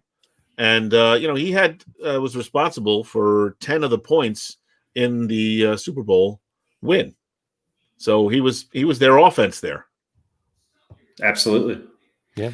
And in that era, having field goal kickers that were that reliable, they were playing in pretty crappy conditions on baseball fields, kicking off dirt half the time. And yeah, he was one of the old school, him and George Blanda. Yeah, no, he was a great. Yeah, I mean, he was a 62% over the course of his career. Yeah. So, and I think he's 28th or 29th all time in the NFL. So, which isn't great, but still, he was great for the Jets. Yeah, no, it definitely was. There you go, number 10. Good. That's Jim Turner. All right, that brings us to number 9. I'll take it. Number 9 on our list tonight is Mr. Chad Pennington. Chad Pennington played for the Jets from 2000 to 2007. He was drafted in the first round with the 18th overall pick in the 2000 draft. He was a 2-time NFL Comeback Player of the Year. Unfortunately for the Jets, one of those years was with the Dolphins. But the first one was with the Jets. But he was a 2-time NFL completion percentage leader. Again, one of them with the Dolphins. But the first time in 2002, his third year in the league, he was with the Jets. NFL passer rating leader in 2002. Heisman Trophy finalist in '99. He's got the MAC Most Valuable Player in '99 in college. Just a great quarterback. I mean, he was part of as you said before, Pete, when we were discussing him, he was it was part of that whole wow, the Jets are really on an uptick here, and they're going in the right direction, and he was big part and parcel of all of that. Yeah, that 2002 season was a really great year for him. Yeah, he was a quarterback we felt really good about. And when I say we say Jets fans. And you're right, like half of the great things he did with the Dolphins. Right. The completion percentage. And listen, there were 2 times between 2001 and 2019 when the Patriots did not win the AFC East title. Mm-hmm. And 2002, Pennington and the Jets. 2008, Pennington and the Dolphins. Yeah, this century. Yeah, so the only Patriots not won the division. Yeah, the only guy to do that. Due big part to Chad Pennington. Yeah, and look, 82 touchdowns and 55 interceptions for his career, not bad. Right. And still number 3 all time on the NFL completion percentage. Yeah. So and we loved him. We loved him. All right, number 8, great receiver, one of the best around. Certainly played for the Jets, Wesley Walker. 77 to 89. Just quick, his basic numbers: 154 games, 438 receptions, 8,306 yards, and 71 touchdowns. He was the guy that you would go to. He was the go-to guy when you needed the big play. Wesley Walker was someone that you would throw the ball to. And I think he was legally blind in one eye as well. Really? I didn't know that. I think that was him, yeah. Which nobody really knew until a few years into his career. And then everybody went, what? How could that be possible? Because, if you've ever tried to do anything sports-related with one eye closed, him and like Gordon Banks, you just kind of look at that and go, how is that possible? If you ever tried to do it, everything just looks like it's a photograph. Maybe that's Gary Sanchez's issue. That could be. Or he closes one right when the ball's coming in. So very well could be. But yeah, just a great Jet and a really good guy too. All-time beloved, Wesley Walker, number 8. Number 8. That's awesome. Number 7 on our list is Mr. Albert Lee Toon Jr. Al Toon. He was drafted number 10 overall in the first round of the 85 draft. He played with the Jets from 85 to 92. He was 3-time Pro Bowler. 86 through 88, 3 consecutive years. 3-time All-Pro, same years.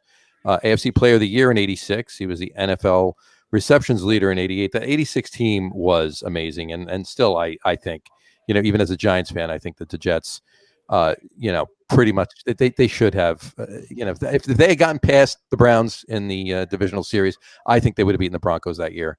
And it would have been a Jets and Giants Super Bowl. That year, but yeah, that was a great team in '86, and he was a big part of that. Yeah, and he was the guy that great after the catch too. Yeah, dancing feet, make 2-3 guys miss, maybe only pick up another 5 or 6 yards, but super athletic. Yeah, and very rarely and a big target, and big, right? And very rarely did he get hit and immediately get tackled. And again, teaming up with Walker, those were those were the glory years for Jets receiving core. Altoon the Badger. At least in my lifetime. Number 6, we know him, we love him. 77 to 87, Joe Klecko, 4 times to the Pro Bowl, 2 times an All-Pro. Big Joe Klecko. Big Joe, part of the sack exchange, which, was part of the reason why they actually started to count sacks. Was because it was not an official stat until I think it was 81. Yeah, Lawrence really pushed the issue on and that was a great right. Taylor was the other real reason why they said, well, I guess we got to start doing this. We got to start doing this, yeah. And he had 20 and a half sacks that year, which was as a defensive tackle. And he had to switch positions. Right, he was getting double teamed the whole game and become a tackle, and he was just one of the. Everybody that played against him said one of the strongest guys ever played against, one of the most intense guys. Yeah. But again, also a good guy, a guy with a good heart.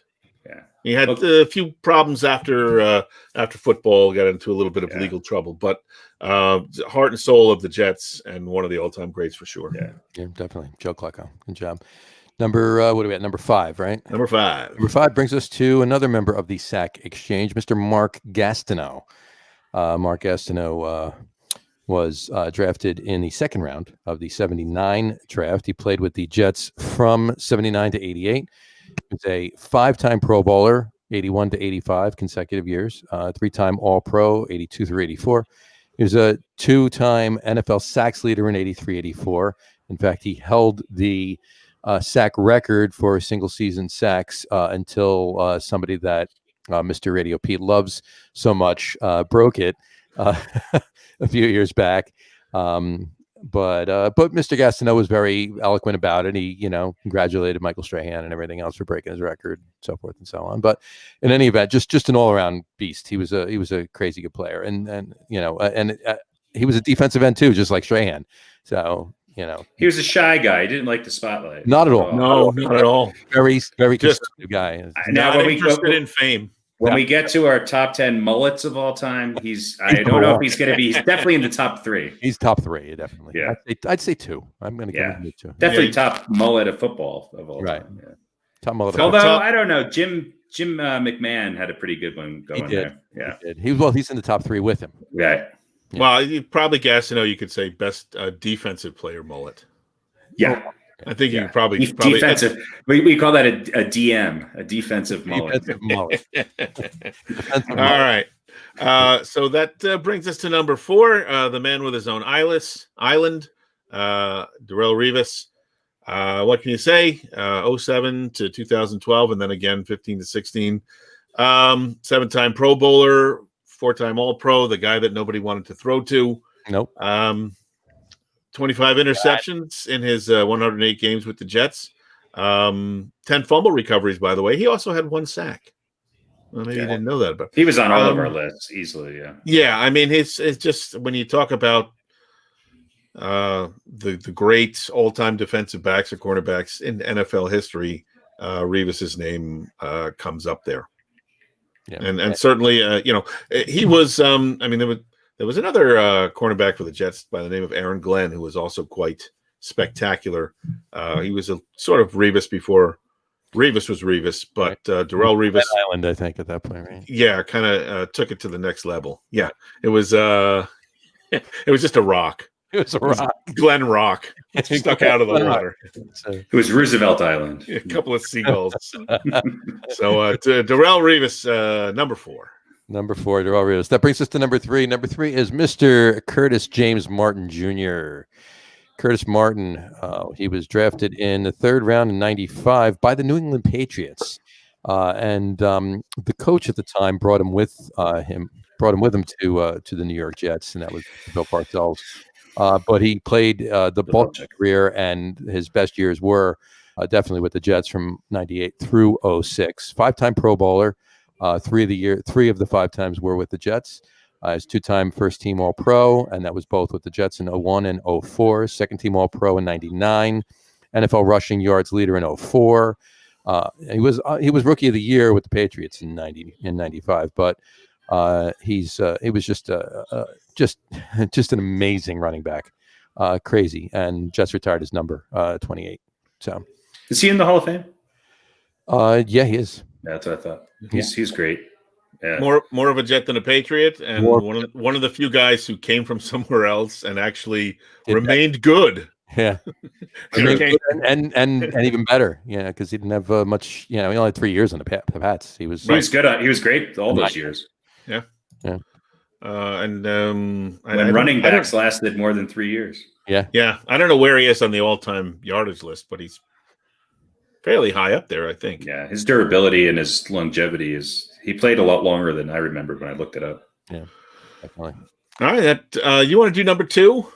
Yeah, you want me to do number 2? You want to do 1 and 2? Yeah, once you do 2, I'll do 1. I'll do 2, and you do 1. All right. So that would be number 2 on our list would be Mr. Donald Rogers Maynard.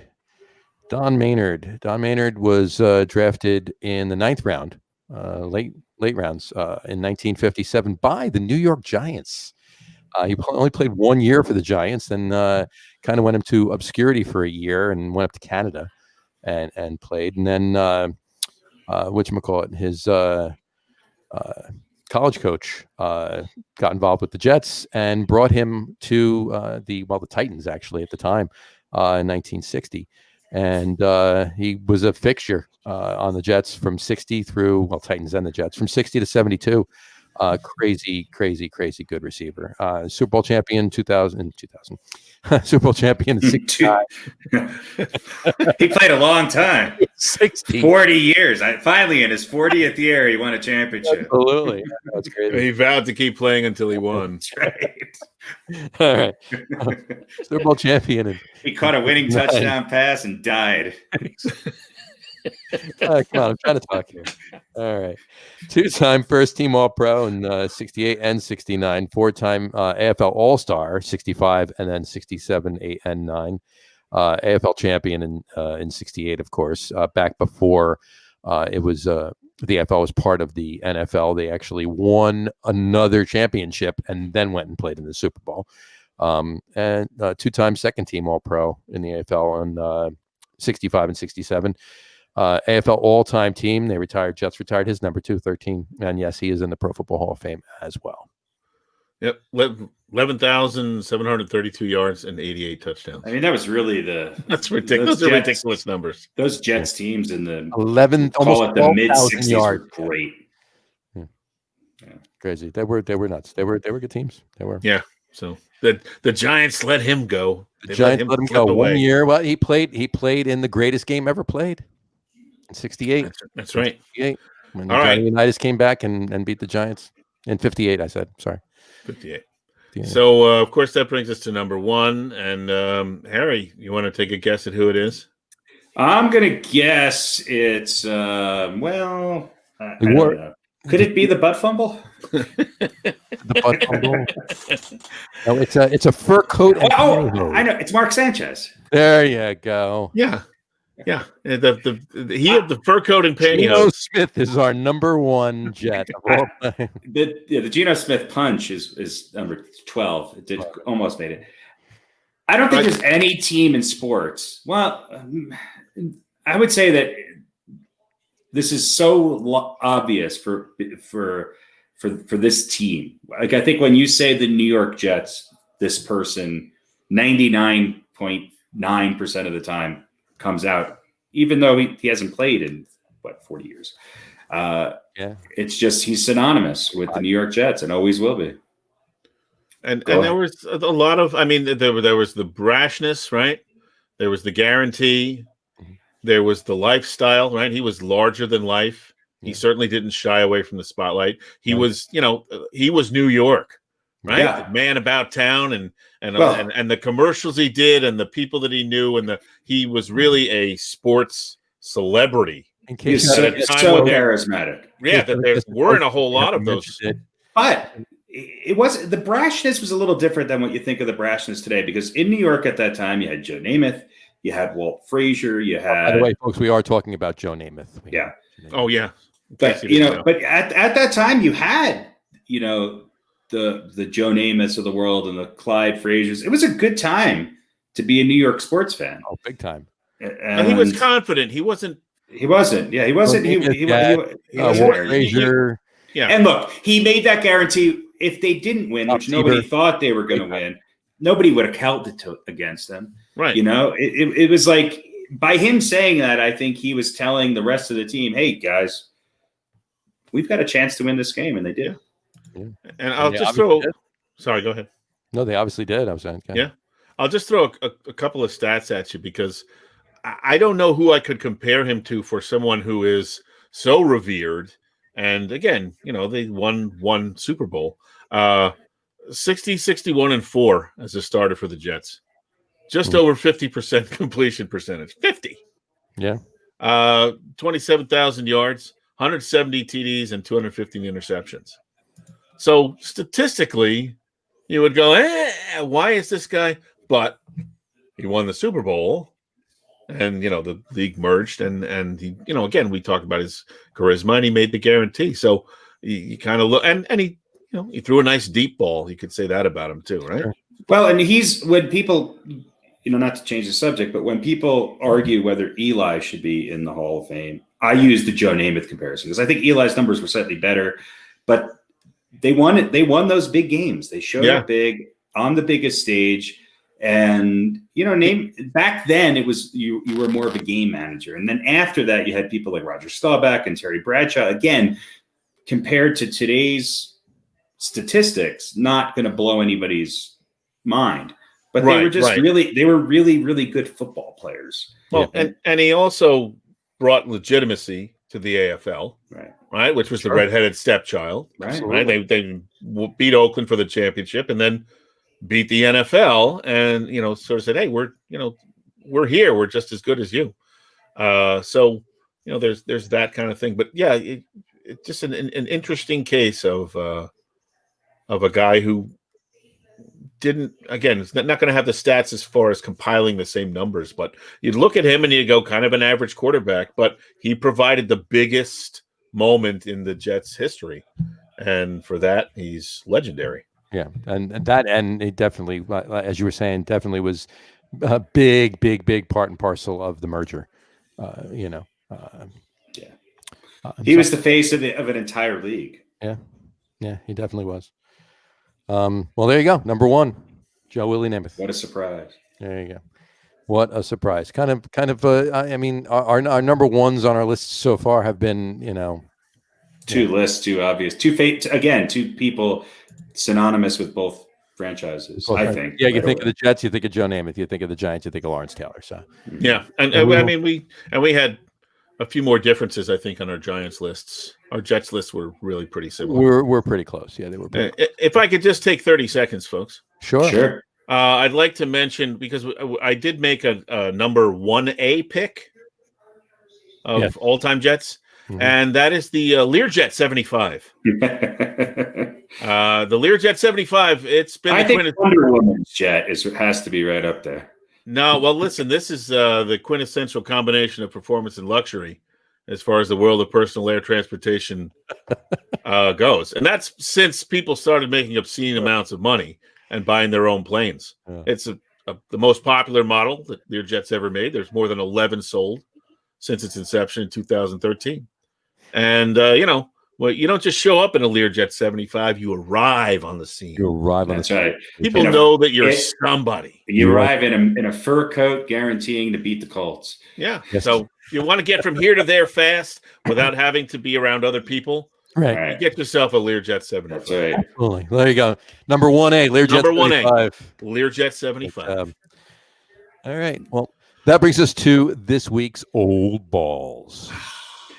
And it ties in. I felt compelled to add this person to this week's Old Balls because he was actually on my list for top Jets of all time. He was on my ancillary list. Right, and he's again, the point of Old Balls is to try to bring people that people might not necessarily know who have done pretty incredible things through their lifetime. And this week's Old Ball is a gentleman by the name of Winston Hill. Played on the Jets for quite some time, was part of that championship Super Bowl winning team. Some would say he might have been the most talented athlete on that team. He was a guy who was an offensive tackle who was a high school tennis champion. He made it to 8 Pro Bowls. Well, 4 were the AFL All-Stars, but he was a 4-time Pro Bowler, 4-time AFL All-Star, 3-time All-AFL, Super Bowl champion. And he was, again, one of these guys who changed the position. He was an incredibly athletic offensive tackle who not only protected Joe Namath's blindside, but he blocked for Emerson Boozer, Matt Snell, and John Riggins in his career. And he just, if you really dig into the history of the NFL, I think even Namath mentioned that he was one of the best offensive linemen and one of the best players he ever played with. And there's a lot of pictures around that time that they were winning the Super Bowl of Namath and Winston Hill together. Of course, he was an offensive lineman, so he's not going to get the spotlight. The reason why I know about him is because around the same time I moved to Denver, he moved to Denver and he opened up a barbecue joint just south of Denver in the suburbs in a town that's now known as Centennial, Colorado. So just on the south suburbs of Denver. And I went in there once. I can't remember. I think I was working down in the Denver Tech Center, and I went in there with some people for lunch, and and then all of a sudden you find out who this guy is, and the fact that he's cooking barbecue for you, and he was a Super Bowl champion. Right. And he was just one of the nicest guys. You would never know anything, other than the fact that he did have some memorabilia up and things like that. But he's one of those guys, when you think about that Jets team, there was a lot of really unsung players on that Super Bowl team. And I think he was one of them. He's one of the main reasons why they won a Super Bowl. And my humble opinion, I think he was the second best Jet, maybe the third best. But definitely the most decorated. There's very few people in NFL history who make it to 8 Pro Bowls and win a Super Bowl. Yeah. So this week's old balls, he passed away about 4 years ago, which I think he was like 74, 75 years old. But anyway, this week's old balls, Mr. Winston Hill, ties in with this week's top 10 as well. Quick question. How was the food? It was great. I mean, I didn't eat a ton of it but it was good. And it's weird. There's a couple really good barbecue joints right in that area. It's kind of a strange area to have barbecue joints, but there's another place called Jabo's, who's also another great guy. Different type. Winston's was more Texas barbecue. Jabo's is a little bit more Southern barbecue, but it was good. It was really good. Yeah, it's still there. It's still there. I think it's called Winston's Barbecue or Winston's Smoke House or something like that. But it's still there. Yeah. At least last time I checked. Hopefully, it's making it through these challenging times. Winston Hill. Winston Hill, and he's in the Pro Football Hall of Fame this year. He's in the Hall of Fame, yeah. This year, he got in the 100-year team. I think he certainly deserves. I think he certainly deserves to be, and he's a New York Jets Ring of Honor, and he's a New York Jets Ring of Honor, and second team all-time AFL, which should have been first team. He should have been first team. Yeah, I agree with that.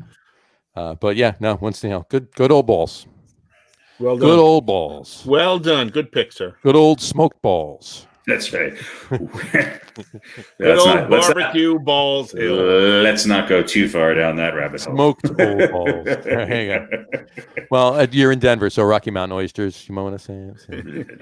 No. That's just for the tourists who don't know what they are. Oh yeah. All right. Well, I did want to mention a couple of things. On WFAN today, just as a matter of fact, Joe Beningo retired. No longer going to be on the radio. There you go, Johnny. You got your chance. Send your resume. I think it's the three of us. I think we should have the afternoon drive show.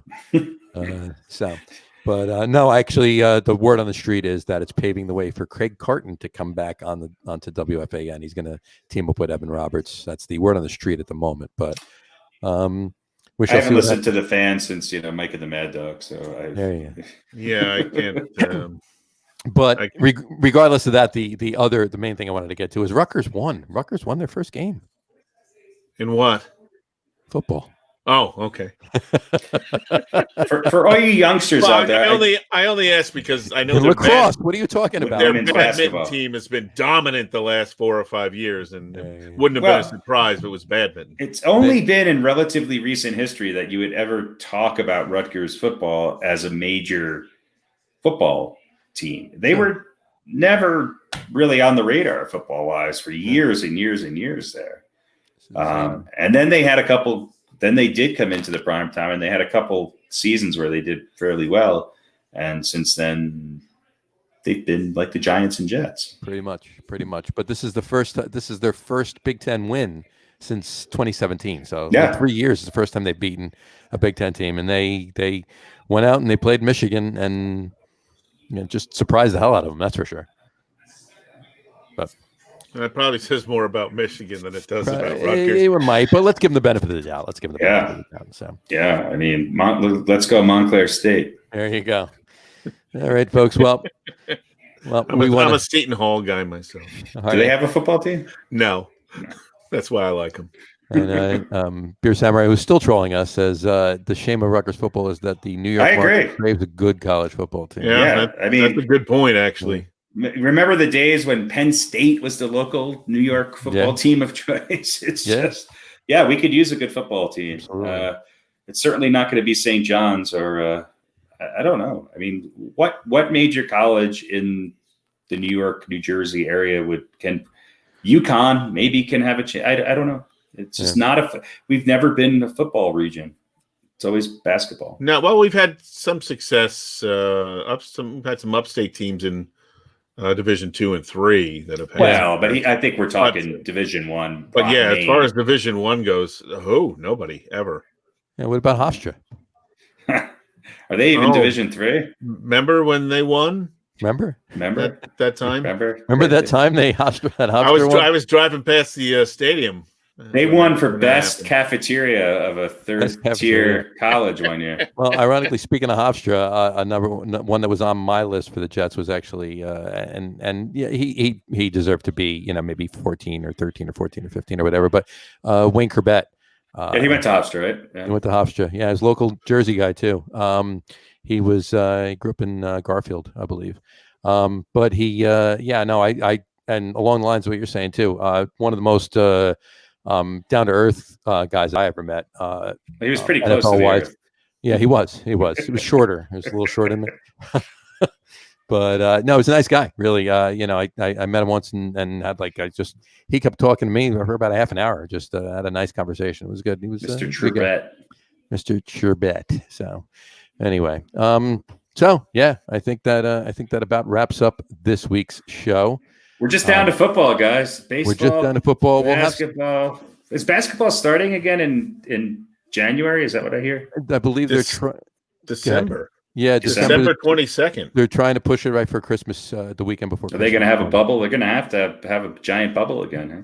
I don't think that's been decided. Yeah. Actually, somebody said, I forget who it was. Someone on the Lakers, I believe, was talking about LeBron and said, you won't see LeBron. If you start December 22nd, you won't see LeBron for about a month. He's still icing his feet. They said we need a break here. You're not even giving you're giving us a couple of months. Yeah. We need some time. Like you could start, but he won't show up and play. Well, the Knicks are rested.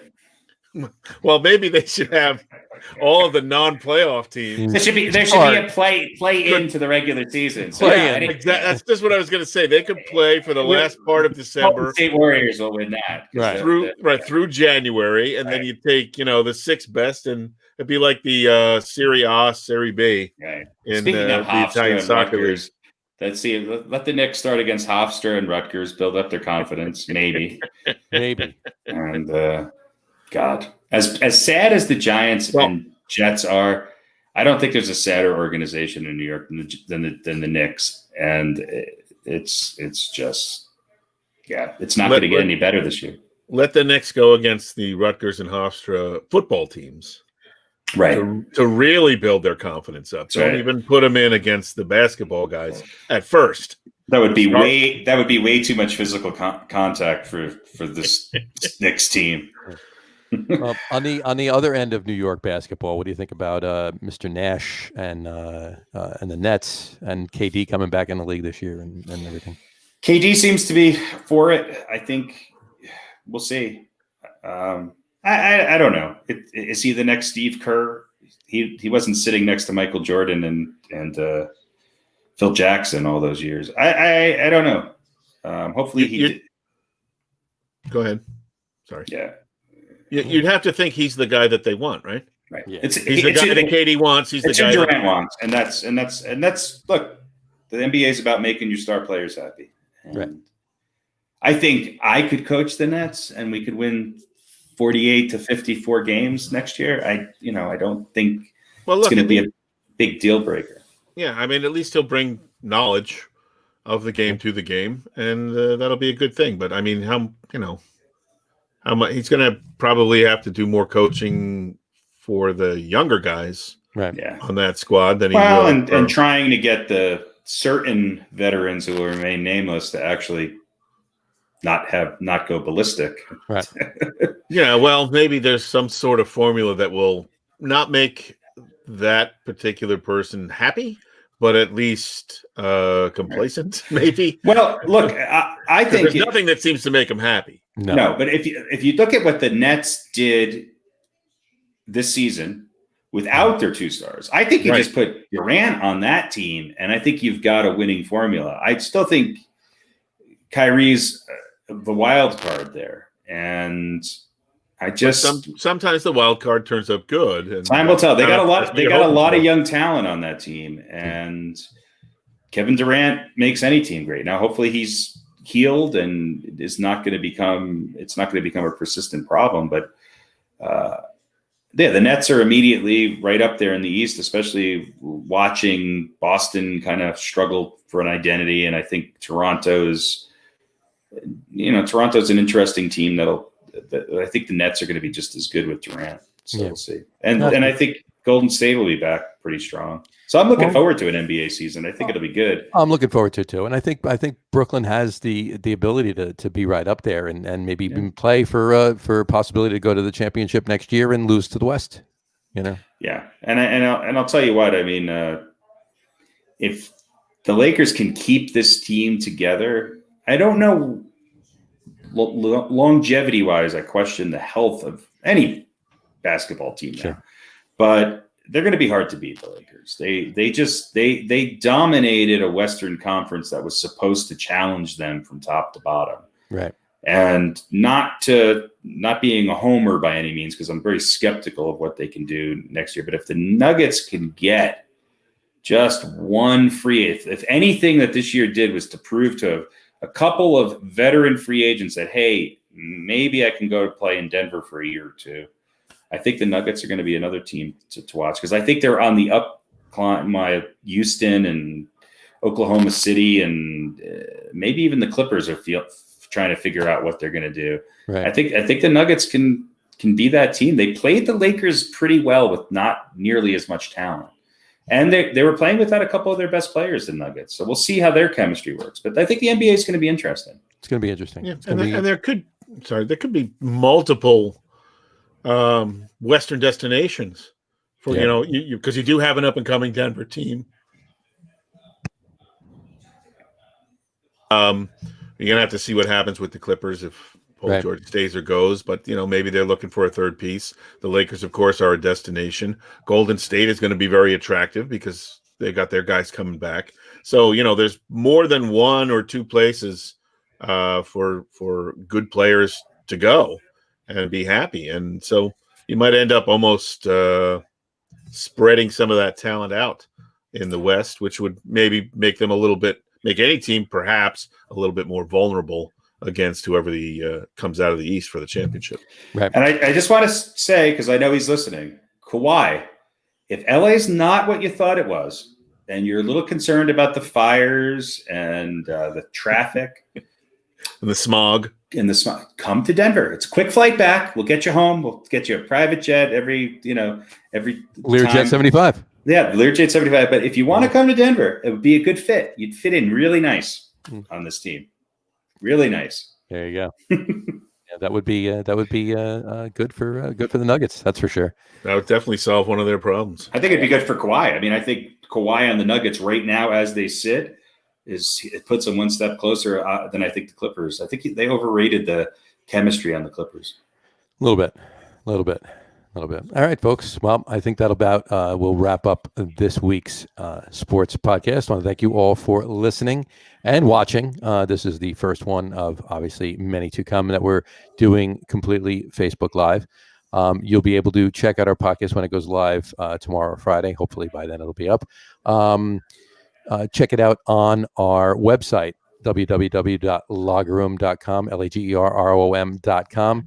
You can also check it out on Facebook, which you're obviously looking at this on right now anyway, and Instagram and Twitter, all at The Locker Room. And folks, if you haven't done so already, go to Apple Podcasts, Spotify, TuneIn, and Stitcher, and subscribe to our podcast feed, and you will always be able to catch any of our episodes. You'll never miss one of them. So, all right, folks, well, enjoy your weekend of sports.